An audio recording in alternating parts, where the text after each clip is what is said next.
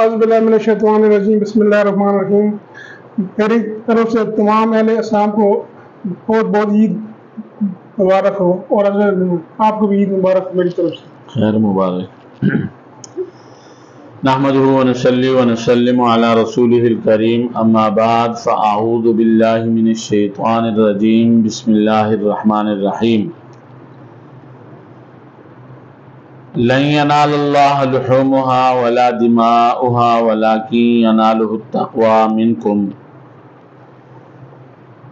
قال اللہ تبارک وتعالی فی مقام آخر، قل ان صلاتي ونسكي ومحياي ومماتي لله رب العالمین۔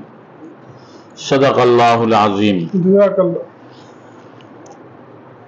حضرات محترم، سامعین اکرام، ناظرین اکرام اور میرے بھائیوں، دوستوں اور بزرگوں، آج ہماری گفتگو کا موضوع ہے عید الاضحیٰ۔ عید الاضحیٰ کہتے ہیں قربانی والی عید کو۔ ہمارے ہاں عام عرف کے اندر بڑی عید کہا جاتا ہے، اور اس عید پر مسلمانان عالم قربانی کرتے ہیں،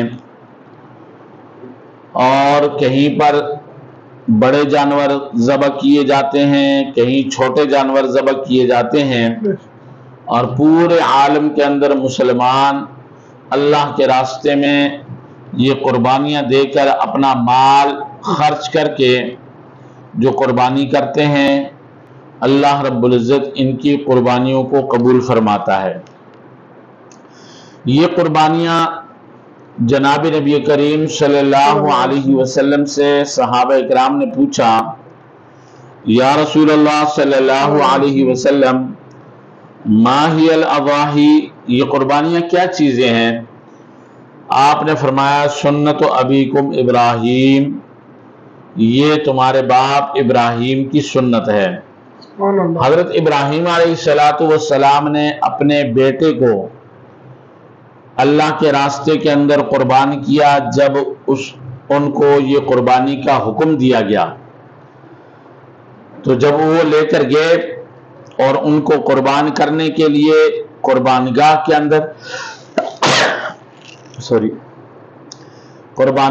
اندر قربان کیا، تو جب ان کے گلے پر چھری چلائی گئی تو یہ چھری نہ چلی، تو اللہ رب العزت نے ان کی قربانی کو قبول کرتے ہوئے جنت سے ایک مینڈا اتارا، اور اس مینڈے کو اللہ کے حکم سے انہوں نے قربان کیا، اور اللہ نے فرمایا کہ اے ابراہیم، آپ امتحان میں پورے اترے اور کامیاب ہوئے، ہم نے آپ کی قربانی کو قبول کیا، اب یہ اس مینڈے کو ذبح کر دیجئے۔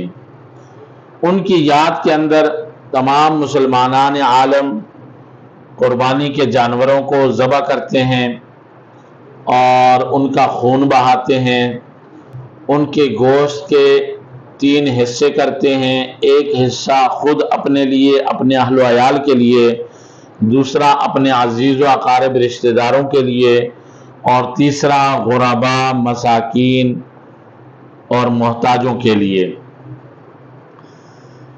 اللہ جل شانہ نے اس قربانی کے ساتھ کتنے لوگوں کا جوڑ پیدا کیا ہے کہ دیکھو، ایک آدمی ساری زندگی یا پورا سال وہ قربانی کے لیے جانور پالتا ہے اور اس کی دیکھ بھال کرتا ہے، اچھی قیمت پر اس کو فروخت کرتا ہے۔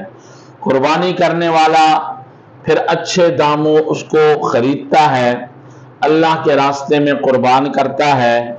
کتنی گاڑیوں والے اس کو لوڈ کر کے منڈی لے جاتے ہیں، منڈی سے دوسرے لوگوں کے گھر پر لے جاتے ہیں۔ یہ لوڈنگ ان لوڈنگ، اس کے ذریعے سے کتنا پیسہ کمایا جاتا ہے، اور خریدار جو ہے وہ اپنا مال خرچ کر کے اپنے لیے جانور خریدتا ہے، اور جانور والا وہ اس لیے اس کو پالتا ہے کہ اس کے ذریعے سے مجھے پیسے ملیں گے اور میرا خرچہ ہوگا، اور مجھے جو ہے اس کی کمائی حاصل ہوگی۔ اسی طرح پھر گوشت سے خود بھی مستفید ہوتے ہیں، اہل و عیال بھی مستفید ہوتے ہیں، غرباء اور مساکین بھی مستفید ہوتے ہیں، عزیز و اقارب رشتہ دار بھی مستفید ہوتے ہیں، پوری دنیا کے مسلمان گویا کہ ایک جان بن جاتے ہیں۔ بے شک۔ تو اس لیے اللہ جل شانہ فرماتے ہیں لَن يَنَالَ اللَّهَ لُحُومُهَا وَلَا دِمَاؤُهَا وَلَكِنْ يَنَالُهُ التَّقْوَى مِنْكُمْ، کہ ہرگز اللہ رب العزت کو نہ تمہاری قربانی کا خون پہنچتا ہے نہ گوشت پہنچتا ہے، لیکن تمہارا تقوی اللہ رب العزت کو پہنچتا ہے۔ اللہ تو تمہارے تقوی کو دیکھتے ہیں، تمہاری نیت کو دیکھتے ہیں، تمہاری پرہیزگاری کو دیکھتے ہیں کہ تم کتنا اللہ رب العزت کو راضی کرنے والے، اللہ کے حکم کو ماننے والے ہو۔ اسی طرح حضور نبی کریم صلی اللہ علیہ وسلم کو یہ ارشاد فرمایا گیا کہ قل کہہ دیجئے ان صلاتی و نسکی و محیایا و مماتی للہ رب العالمین، کہ یہ میری قربانی، میری زندگی، میری موت، میری نماز، یہ سب کچھ اللہ کی رضا کے لیے ہے۔ سبحان اللہ۔ اور ابراہیم علیہ السلام نے یہ فرمایا کہ انا اول المسلمین، کہ سب سے پہلے اللہ کے حکم کو پورا کرنے والا میں ہوں۔ سبحان اللہ۔ مسلمان نام ہے اس چیز کا کہ جو اللہ کے حکم کے سامنے اپنا سر تسلیم خم کر دے۔ سبحان اللہ۔ یعنی مسلمان کہتے ہی اس کو ہیں جو اللہ کے احکامات، اس کی شریعت کے مطابق اپنے کام کرے تو اللہ رب العزت اس کے عمل کو قبول فرماتے ہیں۔ سبحان اللہ۔ فرمایا کل قیامت کے دن یہ قربانیاں تمہارے لیے پلسرات کے اوپر سے گزرنے کے لیے سواریاں ہوں گی، سبحان اللہ۔ اور تم ان قربانیوں کے جانوروں پر سوار ہو کر جنت کے اندر داخل ہو جاؤ گے۔ سبحان اللہ۔ کل قیامت کے دن اللہ جل شانہ تمہارے میزان عمل کے اندر، یعنی ترازو جس کے اندر اعمال تولے جاتے ہیں، قربانی کے جانور کا گوبر، اس کے کھر، اس کی رسی، اس کے سینگ، یہ ساری چیزیں نیکی والی ترازو کے اندر رکھ کر تولی جائیں گی۔ سبحان اللہ۔ اس لیے قربانی کے جانور کو قربان کرتے ہوئے جب خون کا پہلا قطرہ زمین پر گرتا ہے تو زمین پر گرنے سے پہلے اللہ جل شانہ قربانی کرنے والے کے سارے گناہوں کو معاف فرما دیتے ہیں۔ سبحان اللہ۔ یہ اتنا بڑا عمل ہے، اس لیے جناب نبی کریم صلی اللہ علیہ وسلم نے فرمایا کہ قربانی والے دن اللہ جل شانہ کو قربانی کرنے سے زیادہ کوئی عمل پسند نہیں ہے۔ سبحان اللہ۔ یعنی صرف قربانی کرنا، یہ عمل اللہ کو سب سے زیادہ پسند ہے۔ قربانی کے ساتھ آدمی اگر قربانی نہ کرے اور کہے کہ میں 1000 رکعت نفل پڑھوں گا، میں آج بیٹھ کر سارا دن قرآن مجید پڑھوں گا، آج میں اتنے لاکھ روپیہ صدقہ کر لوں گا، آج میں اتنا مال جو ہے وہ اللہ کے راستے میں دے دوں گا، اور میں صبح سے لے کر شام تک روزے کی حالت میں رہوں گا، اور میں کچھ کھاؤں گا پیوں گا نہیں، اللہ رب العزت کو یہ کوئی عمل اتنا پسند نہیں ہے جتنا کہ قربانی والا عمل پسند ہے۔ سبحان اللہ۔ اس لیے اللہ رب العزت نے قربانی کا حکم دیا ہے، اور یہ یادگار ابراہیم ہے، ابراہیم علیہ السلام کی یادگار ہے۔ اللہ نے ان کو امتحان میں کامیاب کیا اور ان کے عمل کو پوری دنیا کے مسلمانوں کے لیے یادگار بنایا، اور فرمایا کہ اس عمل کو ادا کر کے ایک تو تم ابراہیم علیہ السلام کی یاد تازہ کرو گے، اور دوسرا یہ ہے کہ میرے حکم کو مان کر اپنے عملی مسلمان ہونے کا ثبوت دو گے۔ جس طرح ابراہیم علیہ السلام نے یہ کہا کہ میں پہلا مسلمان ہوں کہ کفر و شرک کے اندھیروں میں سب سے پہلے اللہ کی توحید کو ماننے والا میں تھا۔ سبحان اللہ۔ ابراہیم علیہ السلام نے سخت مصائب اور آلام کے اندر اللہ رب العزت کی ذات پر بھروسہ کیا، سبحان اللہ۔ اور اپنے بیوی بچوں کو بے آب و گیاہ وادی کے اندر بے سہارا بے آسرا چھوڑ کر چلے گئے۔ اللہ نے ان کو کامیاب کیا۔ اللہ کے بھروسے پر انہوں نے اپنی بستی، اپنی قوم، اپنا ملک، اپنا گھر بار سب کچھ کو چھوڑ کر دوسرے ملک میں چلے گئے، اور یہاں تک کہ ابراہیم علیہ السلام کو جب حکم ہوا کہ اپنے بیٹے کو ذبح کرو تو انہوں نے اپنے بیٹے سے کہا کہ اے میرے بیٹے، میں نے خواب میں دیکھا ہے کہ میں تجھ کو ذبح کرتا ہوں۔ تو بیٹے کو معلوم تھا کہ نبیوں کا خواب بھی سچا ہوتا ہے، اور یہ بھی وحی ہوتا ہے، اللہ کا حکم ہوتا ہے۔ تو بیٹے نے یہ نہیں کہا کہ اے ابا جان آپ کو کب خواب آیا، کیسا خواب آیا، سچا ہے یا جھوٹا ہے، کوئی اس کے بارے میں لیت اور لالہ سے کام نہیں لیا، بلکہ بیٹے نے کہا کہ ابا جان آپ نے جو خواب دیکھا ہے آپ اپنے خواب کو سچا کر دکھائیے اور اپنے خواب پر عمل کر گزریے، مجھے آپ جو ہے اپنا فرمانبردار پائیں گے۔ قربانی کرنے کا ایک مقصد یہ بھی ہے کہ اپنے والدین کو راضی کرنا، کیونکہ ابراہیم علیہ السلام کے بیٹے اسماعیل نے اپنے باپ کو راضی کیا کہ باپ نے کہا مجھے خواب آیا ہے، تو بیٹے نے کہا کہ اگر آپ کو خواب آیا ہے تو آپ اپنا خواب پورا کر لیں کہ ابا جان آپ راضی ہو جائیں۔ تو جو آدمی اپنے باپ کو ناراض کر کے 10 جانور بھی قربانیاں کرے تو ان کی قربانیوں کا کیا فائدہ ہے کہ باپ اس سے ناراض ہے، اور باپ تو جنت کا دروازہ ہے، جس دروازے سے جنت کے اندر داخلہ ہوگا۔ ماں کے قدموں کے نیچے جنت ہے، جب دروازے سے داخل نہیں ہوگا تو جنت کہاں سے ملے گی؟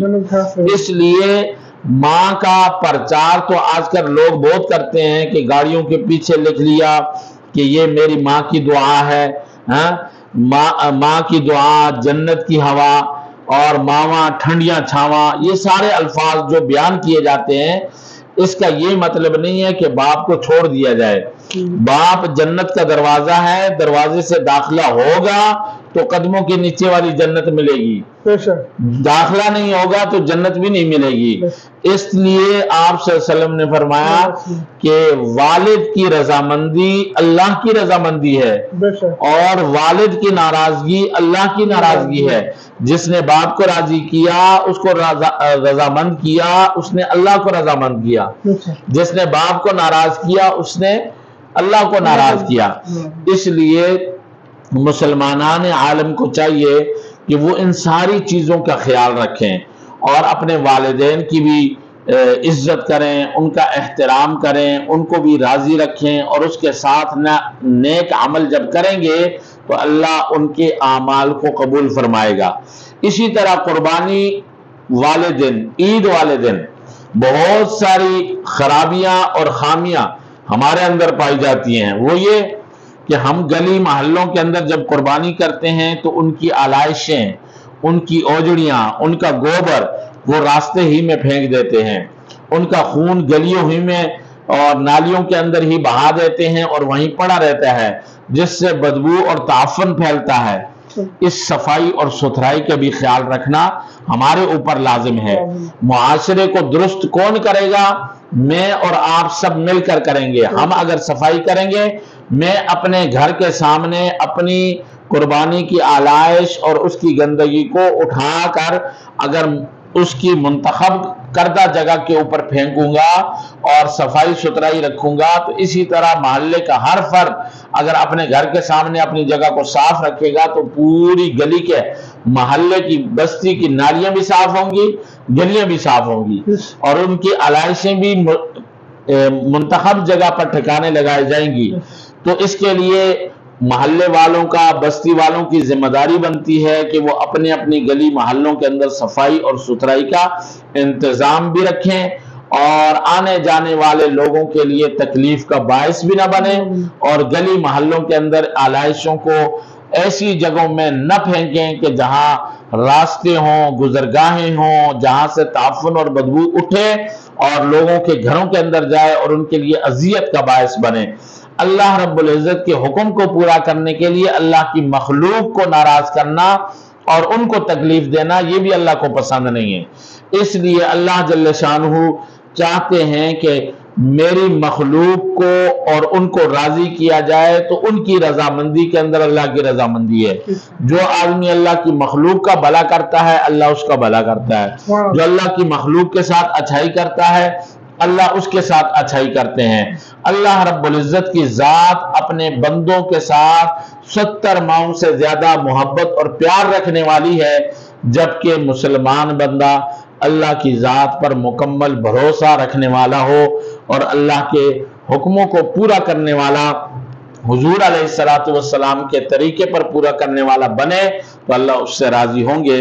अल्लाह जल्ल शानु मुझे आप सबको कुर्बानी वाले दिन कुर्बानी का अमल करने की तौफीक नसीब फरमाए, और इस पर जो अल्लाह रब्बुल इज़्ज़त ने अजर और सवाब रखा है वो भी हासिल करने की तौफीक नसीब फरमाए।